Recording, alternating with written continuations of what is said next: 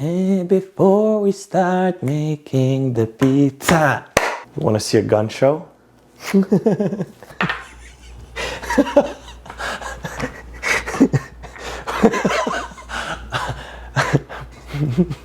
Hi everyone, my name is Kristijan. I love to cook and welcome to Kristijan's Kitchen. In today's video, we will be making, you guessed it, pizza. The dough has been resting for 24 hours. I don't know, I've never waited so long for pizza in my life. Let's get to it. Because I have a little bit of a Italian DNA, it happens that pizza is one of my favorite things to eat. Today we're going to do a Neapolitan style pizza. Pizza Napolitana. We will be using 4 ingredients: water, bread flour, salt, and instant dry yeast. 500 grams of bread flour. Bread flour is a little bit different than all-purpose flour because bread flour has more protein. 350 grams of water, room temperature, 15 grams of sea salt, and about 1/4 teaspoon of instant dry yeast. This is just an extra flour so we can wash our hands when the dough sticks to our fingers. We'll start with taking our water, adding 15 grams of salt.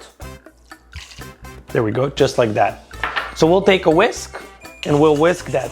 After the salt dissolves, we will be adding instant dry yeast. We will dissolve this too, using our whisk. There we go. So it should look a little muddy. After we're done mixing water, yeast, and salt together, we will start adding the flour to the water. I will be using my hands because I'm kind of old school. I just love the feeling of dough under my fingers. We'll slowly be adding the ingredients. If you have a hand mixer, that's totally fine. You can just pour the flour directly in. You can set it up on a low in the beginning, otherwise you're gonna have a big cloud of flour all over your kitchen, and that's gonna take you like 17 hours to clean. Now, we will be adding slowly, bit by bit, our flour to the water. Mixing it clockwise, counterclockwise, whatever you guys prefer. You should have a finger like that. I start with the finger first, just making sure I mix everything together, and then I'll use my whole hand. Still adding the flour. The dough is still wet, so we're still adding a little bit of flour. And done. We used all the flour. Just gotta make sure we mix it in. And don't worry about it in the first stage. We just roughly mix the dough.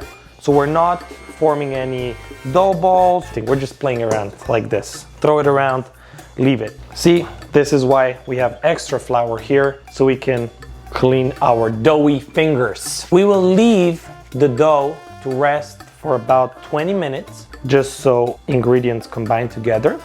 And after that, we'll start kneading the dough. After we waited 20 minutes, we are ready to knead our dough. Make sure your surface is nice and clean, your hands as well, especially now. We put a little flour on our working surface.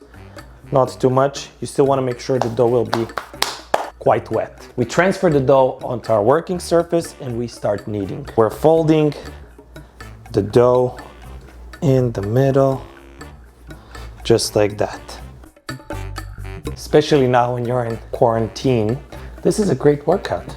And as you see, the dough is building elasticity. If your hands get a little sticky, just add a little bit of flour. By kneading the dough, we're creating gluten, which is gonna give us nice, airy, fluffy crust. So the dough is responding really well to my kneading. We became really good friends. Give it a nice slap. Show the dough who's the boss. Dough should feel a little sticky. Once you do it like that, it should feel a little sticky. Also, you will feel that it's done when you can kind of poke in the dough and it bounces back. Boink, boink. Okay, so we will create a little ball, just like that. You get a nice, cute ball. We take an empty bowl, add 1 tablespoon of olive oil. We use our fingers to smear it around nicely. Grab our little dough ball, just like that. And we place it in the bowl. We'll cover the dough with a plastic wrap, seal tightly. The dough is gonna rest for 2 hours on room temperature, and that's gonna be the part of first fermentation. After 2 hours of dough resting and taking a big nap, we are moving on to creating smaller dough balls, which we will use for pizza. So the process is pretty long making pizza, but since, you know, you guys have a little bit of time, we can definitely take time to make some really good pizza. The dough became all wet and very soft, which is a great sign. We will flour our surface just a little bit. We also have our Tupperware ready, where we will put the balls in and they will rise for the second time, and this time they will be rising longer. So you can do anywhere between 24 and 72 hour rises. What I usually do, I take a scale and measure 270 grams of dough per pizza. So this will make like 12 to 14 inch pizza. It depends how much you can stretch it. So today we will do it a little bit easier, just in case if you don't have the scale, we will just cut the dough in 4 pieces. There we go. So we'll place it like this, and we'll just take a spatula or cutter or whatever you want to call it, and we'll split it on half. Then we'll split the halves. So we got nice 4 quarters. The next thing we will do, we will create a dough balls. This is a technique that I've been using for a while. So you stretch and close the ball. There we go. So you're building air, so we'll have nice air bubbles in the dough. So we stretch, and we'll see that once we won't be able to stretch anymore, we'll turn it around. There we go. So the ball is nice and soft, real spongy. So we do the same with the rest of the dough.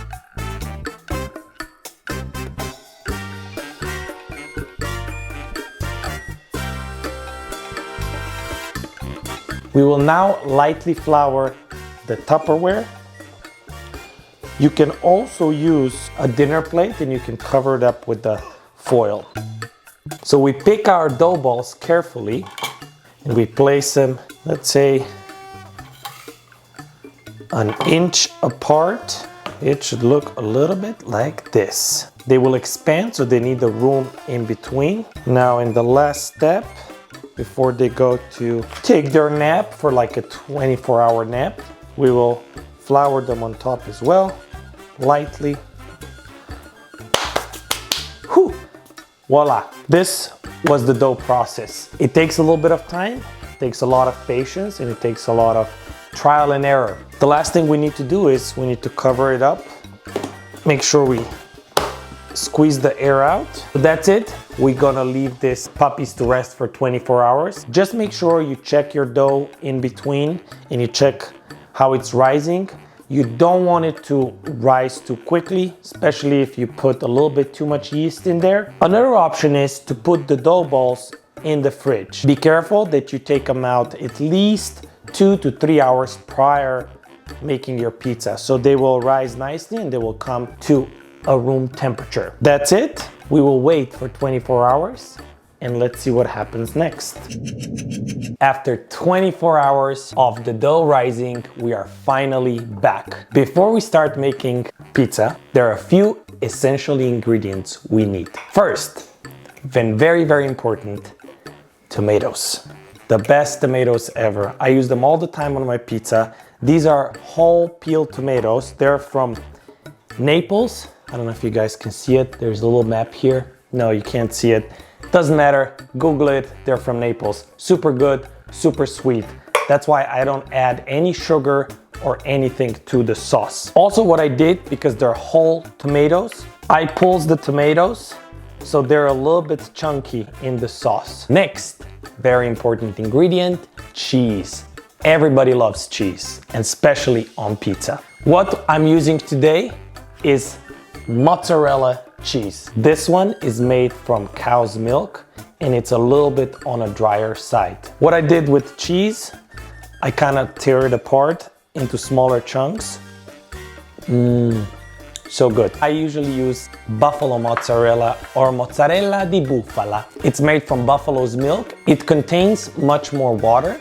So then when you put it on a pizza, it melts down and it creates that nice creamy center, wet center on the pizza. And it's just delicious. Moving on to our toppings. I really like garlic. I thinly sliced the garlic and covered it in olive oil. Our next topping, roasted zucchinis. I roast them on olive oil with a little bit of pepper, thinly sliced. Next one, onion, red onion, thinly sliced red onion. It's a little bit on the sweeter side. Every time when you put onion on pizza, just make sure it's covered with tomato sauce. And the reason for that is so the onion doesn't get burned. And last but not the least ingredients, I have some Italian salami with some Parmesan cheese. We will add that towards the end of cooking our pizza. Here it is, our dough. Probably the most important ingredient. Without this, there wouldn't be no pizza. Look at this divine dough. Another thing we need is spatula to get our pizza dough out of the plastic container. We will use a little bit of flour, put it over the dough, just like that. We'll take our spatula. There we have it. We got our dough out. We will flour it a little bit and we'll put it on our work surface. We shake the flour off a little bit. There we go. So now we want to make sure we don't touch the edges too much. So we will start pressing just like that around the edges. We want to leave at least the thickness of a finger of an edge. Once we press this on the outside, we will take it, we'll flip it around and do the same thing on the other side. The next thing what we will do after we pressed it, we will put our pizza just like that, and we'll use our fingers to stretch it. So we got a nice stretched pizza, a few bubbles, you can pop them. There we go. Now we will take our tennis racket. I'm just joking. We will take our pizza peel. I thought that's gonna go better. You know how you turn it like in tennis. Anyway, you can do two things. One thing would be that you slide the pizza on, you put ingredients on top, slide it into an oven. Another thing would be you can put the toppings on and then slide the pizza on pizza peel. I will slide pizza on top first and then I will put the toppings on. I'm putting a little bit of flour onto the pizza peel so the pizza will slide easily off the pizza peel. We'll take the pizza with 2 fingers and we'll just slide it on. We fix it so we make a nice circle looking just like that. Our toppings, 2 spoons of tomato sauce. We spread it nice and evenly across the pizza. Next thing, taking a little bit of garlic in oil, put a few pieces on pizza. Generous amount of cheese. What do you guys think? Enough cheese? I think so. Top it off with a little bit of olive oil. Now into the oven.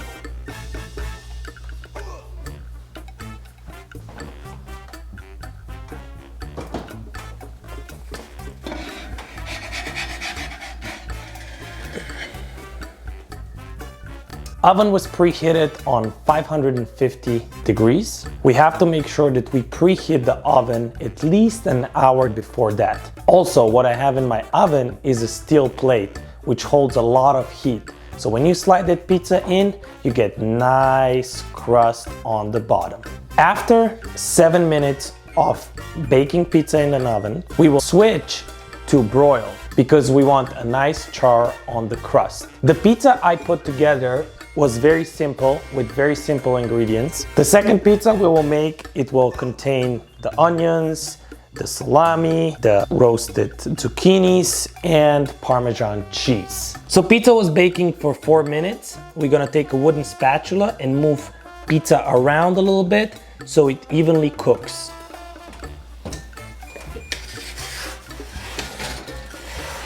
We'll check the bottom. It's nice and dark. Now we'll switch it to broil. We have to keep eyes on pizza, especially when we are broiling it, because we want to make sure that the pizza doesn't burn. Few facts about pizza. Pizza is good. Pizza is amazing. Anya loves pizza. You love pizza. Everybody loves pizza. Very important thing when making pizza is that once you make your own pizza, you never want to go out to a restaurant and eat someone else's pizza because it's so delicious. No joke. It's really good. Okay, here we go. There we go. We use pizza peel. Nicely slide it on.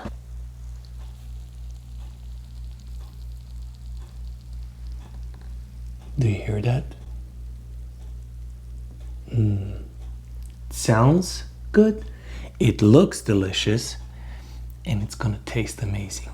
I like to use just a nice regular knife to slice the pizza. You can also use the little wheel. So we'll slice the pizza, we flip it around. Do you hear that crunch, guys? Do you hear that crunch? Be careful, because pizza tends to be very hot when it comes out of the oven. So before we eat our pizza, let's just look at our crust. You see it's got nice webs in there. I think it's called webs. The crust is nice and soft, and the pizza has a nice fall. The back of the pizza nicely charred, not burnt. Now, try test. Smells amazing. Here it is for Anya. Careful, it's hot.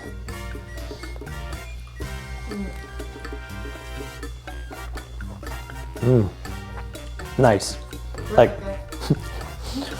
Like I said, you will never want to eat any other pizza again.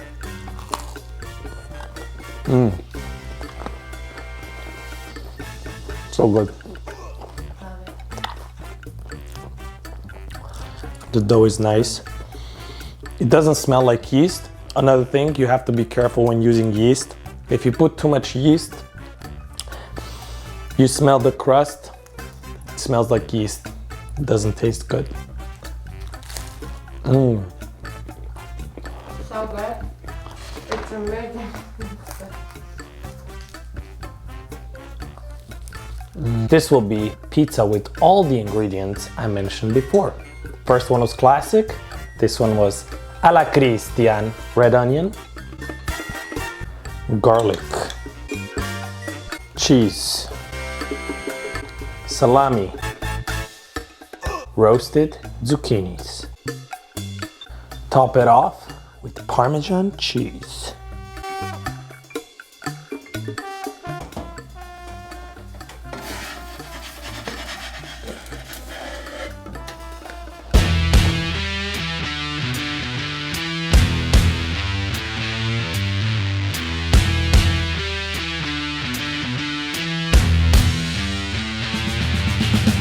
That's it for today's video. Thank you very much for watching. If you like this video, make sure you give it a big thumbs up, subscribe to my channel, and leave in the comment section down below what is your favorite pizza topping. And we'll see you in the next one.